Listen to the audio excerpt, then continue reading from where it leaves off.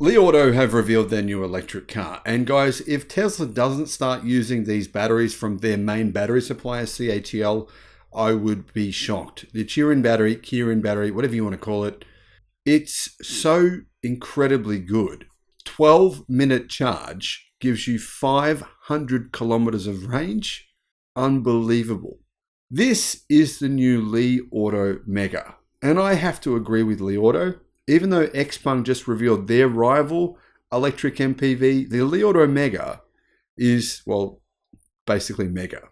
Hello, my friends. Welcome to the channel. I'm Sam Evans. You're watching the Electric Viking. Li Auto have never made a fully electric car before. They do plug-in hybrids. They sell really well. Their sales numbers continue to grow. They've actually been much more successful than either NIO or Xpeng in terms of sales numbers. Their sales numbers have exceeded expectations, so that's really good news for them. It seems though that Li Auto now are saying, you know what, plug-in hybrids were the past, EVs are today. They're the future and they are the present because of CATL's new battery technology. I mean, why do you need or want a plug-in hybrid when you can get range of up to 1,000 kilometers from not even a big battery pack? That's what we're talking about here. This is a really big car. It's 5.3 meters long. It's a big vehicle. It's significantly longer than a Toyota Land Cruiser, has far more interior space. It's a big car and it gets this kind of range. I mean, we're talking probably around 800 kilometers from the 102.5 kilowatt hour CATL Kirin battery, which is a really interesting new battery technology. But it's basically a reincarnation of traditional lithium ternary battery. It's not an LFP battery, but it does mean it has extremely high energy density. So what exactly is the energy density? You're probably thinking it's 170 watts per kilo, but that's at the complete pack level. So that energy density is actually extremely high. That means this EV or this large electric van MPV is going to give you all the range you could possibly need, especially in its single motor variant. Now, the only variant that's been revealed so far is the dual motor version.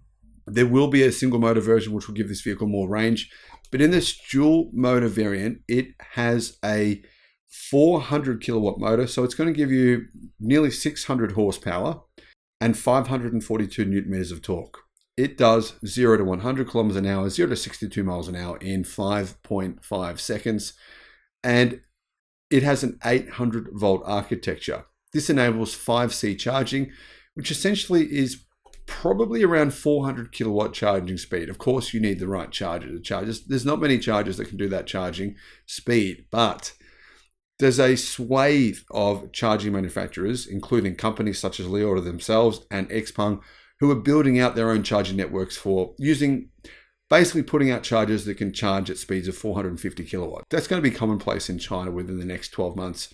Will it be commonplace in other countries worldwide? Eventually. I mean, China's clearly a bit ahead of us all when it comes to charging speeds, because there's now a number of EVs that can charge at 450 kilowatt plus. I actually made a video about another EV that can charge at 550 kilowatt.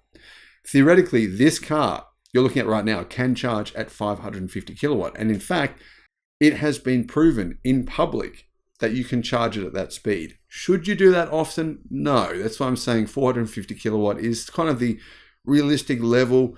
You don't want to be supercharging your battery at 550 kilowatt. No one really knows what's going to happen long term if you charge at that kind of insane speed. But if you can charge an EV this size to give you 500 kilometers of range in 12 minutes using today's battery technology that is available right now, there's other cars. Zeekr 001 has this same battery. There's actually, I think, 4 different EVs now that use this battery pack from CATL. I think Tesla will be next. I think Tesla's going to be using these batteries in the new Model Y next year, but let's wait and see. But that means that imagine how fast EVs will be able to charge in, say, 3, 4, 5 years. If anyone really thinks in 2030 that any form of internal combustion will be better than this, they just have no idea. They just don't understand the technology. It's just a lack of knowledge and a lack of understanding. We shouldn't be too critical on these people. They just don't know what's going on. If anyone still believes that hydrogen is really a foreseeable, likely alternative to a car that can charge in 10 minutes, and that gives you all the range you could possibly need using your own power from your own roof, your own solar power. Come on. Is that realistic? Especially when you can reuse these batteries. They're going to last you for 1,000,000 miles or more, and then you can just reuse them for energy storage, or repurpose them in many different ways, recycle them and get a lot of money just for the recycling cost of the battery itself. Anyhow, what else do we know about this car? Well, consumption, 15.9 kilowatt hours per 100 kilometers. That's really good for a vehicle of this size. 800 volt architecture. It's able to charge at 550 kilowatt charging speeds, 600 horsepower, 0 to 100 in 5.5 seconds. It's big and it's very luxurious, but it's very expensive. Well, actually, we don't know how expensive it is because we haven't found out the price of the base model yet, but the luxury model costs around $83,000 US. So guys, Australians, that would be about $115,000 Australian dollars. But, you know, if this vehicle were to come to Australia, which it could, I know there are some rivals coming. Volvo is bringing its version. It's very similar to this.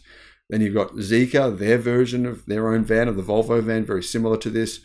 They're going to be priced around probably the $100,000 mark. It's going to be a few years before we see them at affordable prices, vehicles this size. Probably by about 2026, though, these will be cheaper than gasoline-powered versions based on the current trajectory of battery prices. Now, this vehicle you're looking at right here, this actually has 21 speakers. It has 4 wireless charging pads. It has 3 rows of leather-wrapped seats, very luxurious. It's got a 17-inch screen for the rear passengers and a big screen in the front for the front passengers. It has 44,000 Newton meters degree of torsional rigidity, thanks to using, apparently the secret is, the word is, it's using some form of a gigapress machine to build some of this vehicle. I don't know if that's actually true, but that's what I've heard rumored in China. That's how they're actually able to make a vehicle this size that's relatively lightweight. This is the future of electric cars, and it's pretty damn impressive. Let me know your thoughts. Thanks for watching. Bye-bye.